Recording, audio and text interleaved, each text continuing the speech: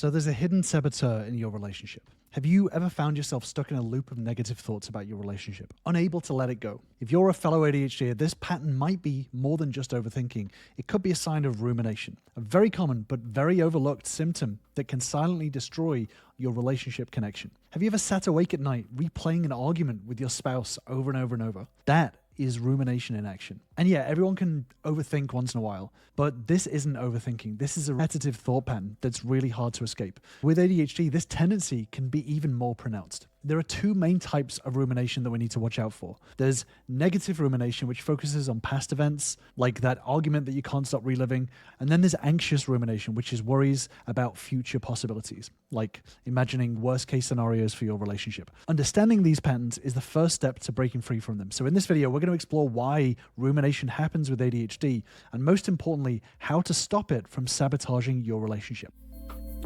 So now that we can understand that there's two main types of rumination, let's talk about why it happens for people with ADHD. So it's not just about being more prone to worry. There's an actual neurological reason behind it. Our brains have something called a default mode network, which is kind of like our mental autopilot. And this kicks in when we're not actively focused on a task. So for most people, this default mode network helps with things like self-reflection, planning, but for ADHDers, it can go into overdrive. Think of it like a car with a sticky gas pedal. Once the default mode network gets going, it can be really hard to slow down or change direction.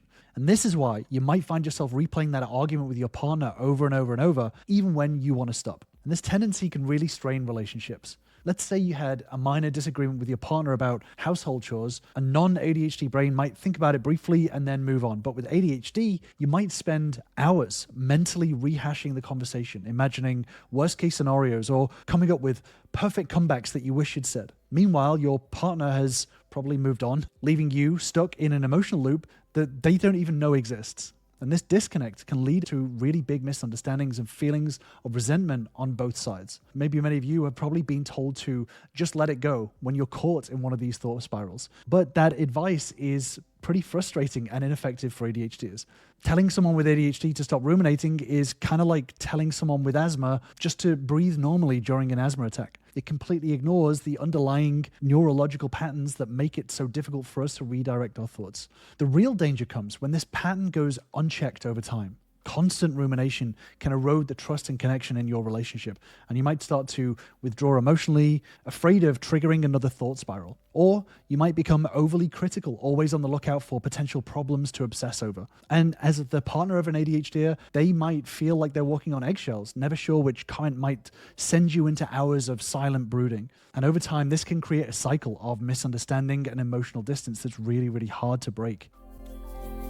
So now we understand why rumination happens in the ADHD brain. Let's talk about how do we break free from these thought spirals? Well, there's two main strategies that can help you combat rumination and start to reconnect with your partner. Now, I want to be clear, these aren't just quick fixes, but they're tools that can work with your ADHD brain to start creating lasting change. So the first one may upset you, but hear me out. The first one is physical exercise. Now, I know, you probably heard this advice many, many times before, but it's really, really important for ADHDers who deal with rumination. When you're stuck in a loop of negative thoughts, your body is often in a state of tension too. And exercise helps to break that physical pattern, which in turn can disrupt the mental loop. So it's not just about burning off some nervous energy. Physical activity actually changes your brain chemistry. It releases endorphins, which are feel-good chemicals that can lift your mood and reduce anxiety. But it's not just that. It's about breaking this negative feedback loop. And what happens is the next time you find yourself spiraling about something your partner said or something your partner did, try going for a quick walk around the block. This doesn't have to be a full workout. Even just 5 minutes of movement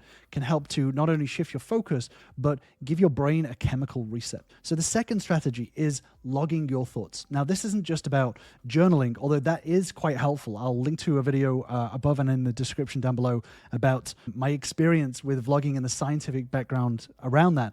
But before you roll your eyes thinking that this is just another write down your feelings advice, hear me out. So for ADHDers, getting thoughts out of your head and onto paper or screen or whatever can actually be incredibly powerful. When we're ruminating, often our thoughts feel big, scary, and overwhelming. But the act of writing them down, externalizing them, can help us to reflect on them a lot more objectively. And just before I dig into this, if you do want more videos like this on relationships, communication, and ADHD, then feel free to subscribe to my channel for new videos every single week. So when they're swirling around our mind, they're kind of hard to keep track of, and they fill up what is known as our working memory. So our working memory is kind of like the RAM inside our brain. So they swirl around in our working memory, and this distracts us from doing other things. So what happens is that we end up filling up a RAM slot with all of this rumination thoughts, and they stay there until something is done with them. But because of our ADHD brain, it doesn't put them onto the hard disk, it doesn't put them into the back, because they haven't been processed. So your brain is constantly thinking, I need to have these thoughts here all the time. So until you do something with those thoughts, they're going to stay there. And this is why it's so important to externalize those thoughts, get them down onto paper, then your brain can see them as being processed and can move onto other more important things like work or conversations, whatever it is. So it's kind of like you're giving those swirling thoughts a home outside of your head where you can examine them more clearly and think about it, and then ask yourself, are these thoughts worth dwelling on right now, or can I move forward onto something else? So next time you're caught in a rumination loop, just set a timer for 5 minutes and write down everything that's going through your mind. Don't worry about spelling or making sense, just get it out. Read it back, and you might be surprised at how much of those thoughts about your relationship or whatever it is can seem so much smaller on paper. But it's not just about externalizing. We have to do something with those thoughts. So cognitive reframing is all about changing the way that we interpret situations. And this matters so much, especially in our relationships. So as ADHDers, we can often get stuck in these negative thought patterns. We can assume the worst about our partner's intentions or blow small things out of proportion. Cognitive reframing helps us to challenge these assumptions and consider alternative, more positive scenarios. So here's how it works. The next time you find yourself ruminating about something your partner did or said, pause and ask yourself, is there another way to look at this? For example, if your partner didn't call when they said they would, instead of assuming that they don't care, consider that they may have been caught up in work and had an unexpected emergency. So this isn't about making excuses for your partner's behavior. It's simply about recognizing our initial interpretations aren't always accurate, especially when we're prone to rumination. And the reason behind this is that there are actually two parts to emotions. The first part is our initial response. That is our gut feeling. The next part is what we call a developed response. And this is the stories, ideas, thoughts, biases around that initial response. So let's say your partner forgets to call, didn't call when they said they were going to. Your initial response may be, they don't care about me. That is your gut reaction.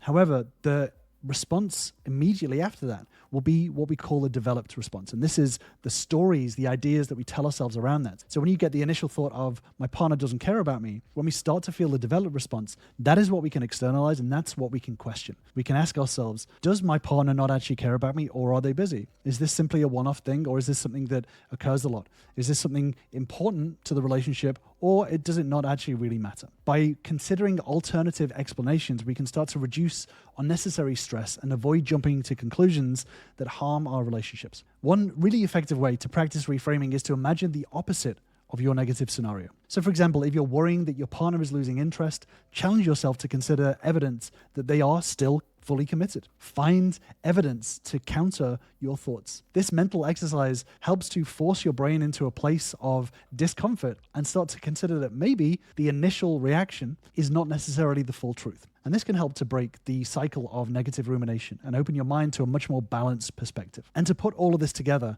start to label these rumination thoughts. You know, over time, the more that you externalize, the more you'll notice that there are common patterns that your brain gets into. And this is where you can start to label them and start to build a library of reinterpretations. The next time you feel like your partner doesn't care about you, you can bring out your reinterpretations and look at them and read them and remind yourself of all of that counter evidence. And this helps you to talk yourself off that rumination ledge. And over time, you'll build this thought pattern library that you can refer to and start to break these thought pattern cycles a lot easier. And as you develop this skill, it becomes a lot more natural and your brain will start to reprogram itself automatically. So you can actually start to rewire your own brain to think these thoughts automatically and get out of the negative spiral and get into a positive spiral where you can see these patterns as opportunities and opportunities for growth. And it's really important to break these thought patterns because what happens is that if you're in a rumination pattern, then even if you're saying the right words, your partner is going to start to feel a distance from you. The way you speak, your tone, the way you act, the things you do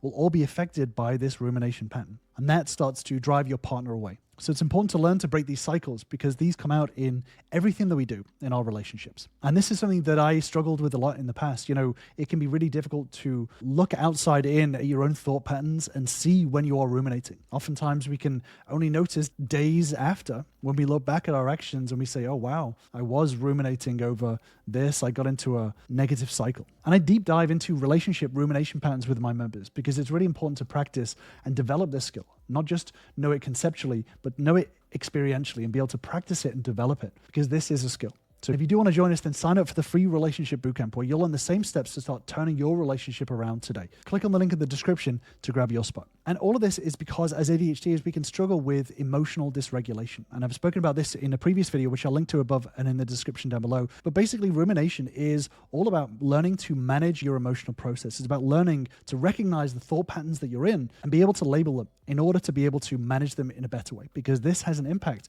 in everything that we do. It has an impact on our focus, has an impact on our communication, and it has an impact on our lives as a whole. It's a fundamental principle of ADHD management. So I'll leave you with this video on ADHD emotional dysregulation, and I'll see you over there.